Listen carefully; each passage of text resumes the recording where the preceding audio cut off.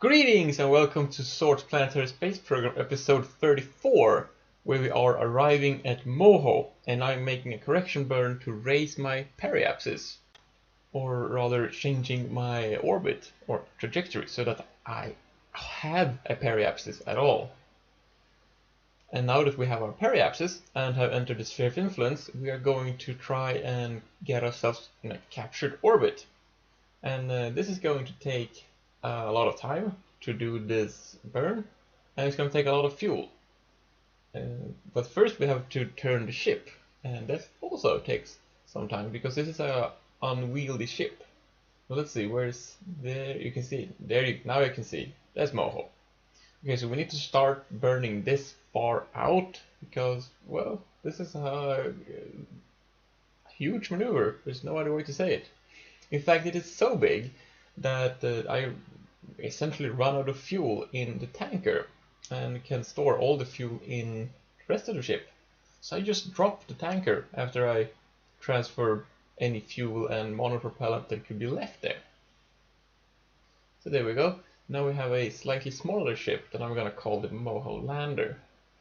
And we just keep burning. And this is at periapsis and dawn, sunrise, incidentally. We have pretty much gotten ourselves into an almost orbit, but the trajectory is still straight out into space, so we have to burn even more fuel to get this captured, which we have done. Here the orbit is finally curving around, and there we go, captured orbit. Let's see. Well, the periapsis is very low, so I'm gonna burn down or anti-radial to raise the periapsis and lower the apoapsis. Now that we have a stable orbit, I can pay attention to this now empty fuel tanker and rename it and rebrand it as debris. Take a look at its orbit. It's not going to encounter anything exciting anytime soon. So it's back to the lander, and we're gonna do some planning to get ourselves in a good equatorial orbit rather than this super eccentric, not really equatorial orbit. And this is going to take quite a low amount of fuel because of Moho's low gravity. It is in the same league as Elu and Val and these guys, but I'm going to not land with the nukes on this one because it's slightly bigger, or at least that's what I think. I don't quite remember right now. So doing the same trick again, we're correcting the apoapsis and periapsis height, by this time by burning radial or up, because we were heading towards the periapsis.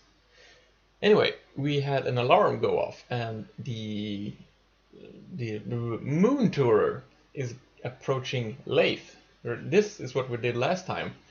We are going home from Bob, or home. We're going to Delta Station, Bill, Jeb, and Bob. So we are in orbit. We are in Leif's sphere of influence.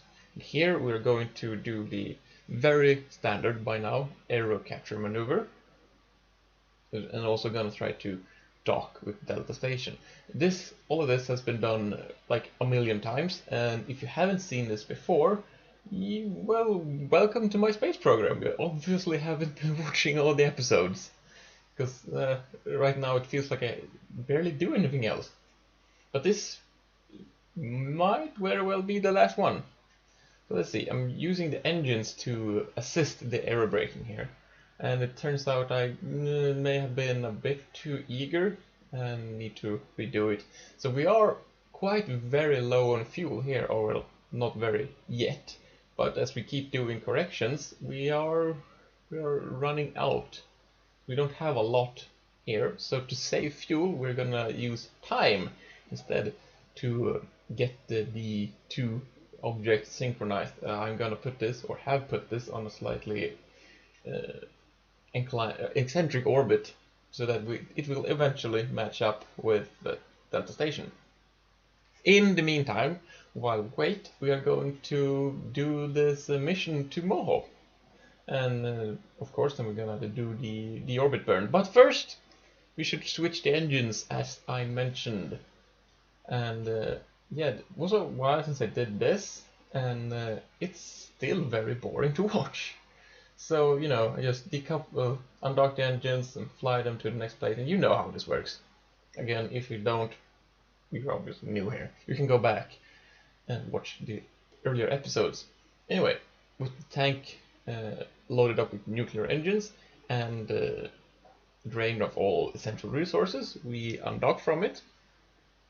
Or decouple, maybe. I don't think we're decoupling because we're going to go back and recouple, or dock.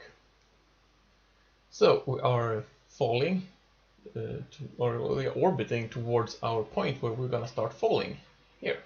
So we have done a deorbit burn and placed our periapsis as far down as we feel we can, as far down as we feel we dare. Now we are flying over the surface, of course, and that's where we hit. No? Yeah, this is where we hit the 1 times time acceleration barrier. So now we're quite close. And you can indeed see a great amount of detail on the landscape. And there's a mountain range coming up. I wonder how close we're going to fly. We're flying over it. Yeah, okay, the radar altimeter is giving us information, which means we are quite close to the surface. We should probably try to kill our velocity soon. Yeah, this is it. I don't have the nerves to go on anymore. So let's arrest horizontal velocity, like so. Yeah, that's pretty good. And now we're going to fall down and do this landing. Of course, we have the chemical engine, so the thrust to weight ratio is great. We already used up most of our fuel. There we go. Yeah, that's a fairly simple landing. So we landed on Moho. Let's get the guys out and make some use of this rock. I don't know how healthy it is to stand around in the sun in this place, but yeah, I'm sure the spacesuits can handle it. Very tough, these spacesuits. Okay, so let's do the most important thing, the flag. Moho landing site. This is number 13 out of 14 possible. So we are really getting there. It's only Elo left. And, oh yeah, well, Kerbals. Fortunately, Moho has low enough gravity that you can fly, because, as I pointed out last time I used this, there's a gap in the ladder, so you can't actually climb all the way up to the capsule. Fortunately, they're not gonna land anywhere else with the whole ship. Because the next stop for these guys is Kerbin. They're going home, but not yet. First, we have actually waited long enough for these orbits to match up, and we have an encounter Delta Station. So Bill, Joe, and Bob are going to dock, and they're gonna stay here for quite a while. So yeah, okay, I've done this like a million times before. This is the station I have done second to most docking with, discounting Alpha Station, which everything docks to. I believe the most docked would be Beta Station. Well, anyway, there's a lot of docking, and this is also taking place in the dark, so I'm just going to cut till this part when you can actually see what's going on. And this craft is docking to one of the small docking ports that are littered throughout the surface of the station. Here you go, beautiful. So now that we have docked, we're going to transfer the crew from the spaceship to a more long-term living situation. And Jeb is going to take the commander's seat in the station here in the cupola, or however it is pronounced. And the other two guys are going to live down in the crew container. And they're switching to these seats because they're going to be here a while. It's not quite a full year, but close. So yeah, he's got a grand view from there. I'm sure he will be happy and not at all space insane. So yeah, now they wait. And we're going to wait here too. Wait for a Kerbin window. And the transfer from Moho to Kerbin is non-trivial, given the eccentricity and inclination of Moho's orbit, and further compounding that by the inclination of my own orbit that I'm gonna get while I dock to this service tank. Because the service tank has got a lot of fuel and the nuclear engines that I'm going to use to get home. So let's go catch it. Okay, so we don't really have a lot of fuel for this takeoff, but fortunately we are an airless body with low gravity. So this looks like it's gonna be no problems whatsoever. Okay, there we go. Just from here and something like that, right? Should give us an encounter, right? Well, we'll see. We'll try it out. Okay, maybe not. Yeah, that looks quite good actually, if you ask me. I think that's fully sufficient. So let's do that. Okay, let's see.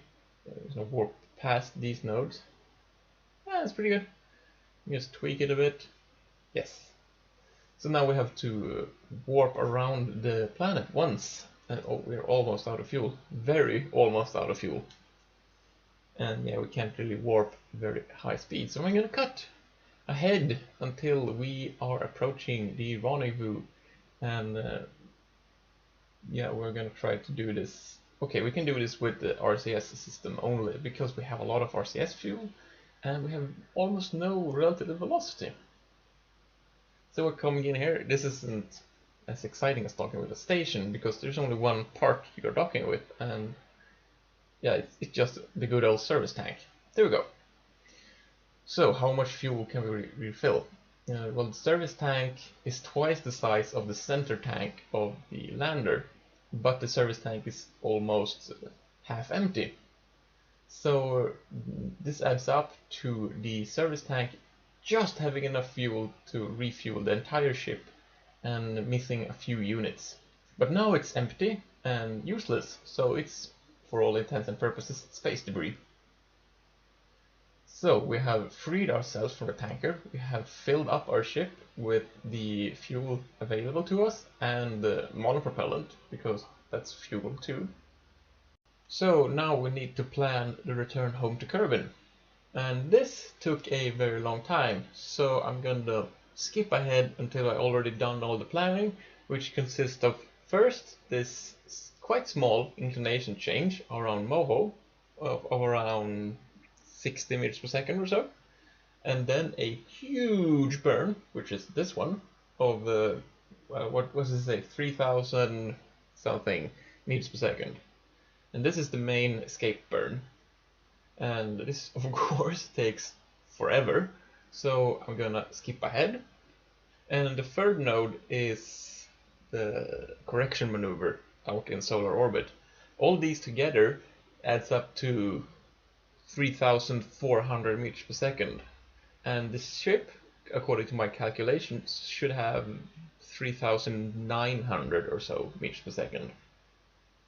So we are going to get home, but it's going to be very tight. So now we have also done a good enough plan for the correction burn, and the next thing we should do is probably to execute that. But that will be in the next episode, maybe. And I thank you for watching. I hope to see you next time. And we're finally going home. The guys are going home. It's amazing. Bye.